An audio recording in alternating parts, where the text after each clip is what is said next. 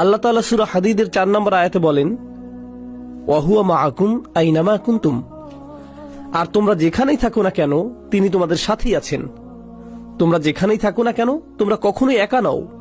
আল্লাহ তোমাদের সাথে থাকেন। তিনি তোমাদের দেখছেন, তিনি তোমাদের রক্ষা করছেন, তিনি তোমাদের কার্যক্রম প্রত্যক্ষ করছেন, তিনি তোমাদের পরীক্ষা করছেন প্রতিনিয়ত। আমি কখনোই একা নই। আমি আমার রুমের ভিতরে একা নই, আমি আমার ক্যাম্পাসে একা নই, আমি আমার গাড়ির ভিতরেও একা নই। আমরা কখনোই নিঃসঙ্গ নই।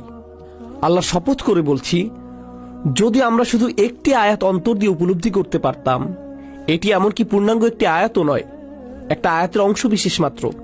ওয়া হুয়া মাআকুম আইনামা কুনতুম। তোমরা যেখানেই থাকো না কেন তিনি তোমাদের সাথেই আছেন।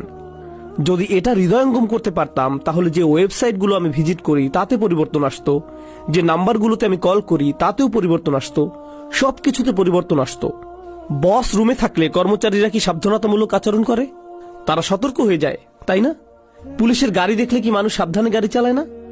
তারা সাবধান হয়ে যায়। অটোমেটিক তাকওয়া চলে আসে। উচ্চতর কোনো ক্ষমতার উপস্থিতি বুঝতে পারা মাত্র আপনি আচরণ পরিবর্তন করে ফেলেন। যদি আমি ওয়া হুয়া মাআকুম আইনামা কুনতুম এটা অন্তর দিয়ে বিশ্বাস করি, অবশ্যম্ভাবী রূপে আমার আচরণে একটা পরিবর্তন এসে পড়বে। কিন্তু যদি এটা না আসে, তাহলে সম্ভবত এখনো আমি উপলব্ধি করতে পারিনি যে এখানে কি বলা হচ্ছে। সম্ভবত ব্যাপারটা শুধু আমার মাথাতেই আছে, এখনো অন্তরে প্রবেশ করেনি।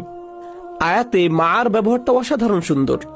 অন্য কোনো শব্দ ব্যবহার করেও সাথে থাকার অর্থ প্রকাশ করা যেত, কিন্তু মা ব্যবহার করা হয় কেউ যখন আপনাকে সাহায্য করার জন্য এবং সমর্থন দেওয়ার জন্য আপনার সঙ্গে থাকেন।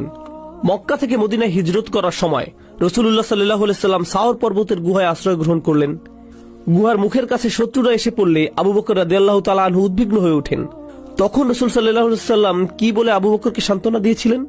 তিনি বলেছিলেন, লা তাহজান ইন্নাল্লাহা মা'ানা। চিন্তা করো না, আল্লাহ আমাদের সাথে আছেন। আল্লাহ তো সবার সাথে আছেন, কিন্তু ইন্নাল্লাহা মা'ানা বলার মাধ্যমে কিসের প্রতি ইঙ্গিত করা হচ্ছে? আল্লাহ আমাদের সমর্থনে আছেন, আল্লাহ আমাদের সাহায্যে আছেন।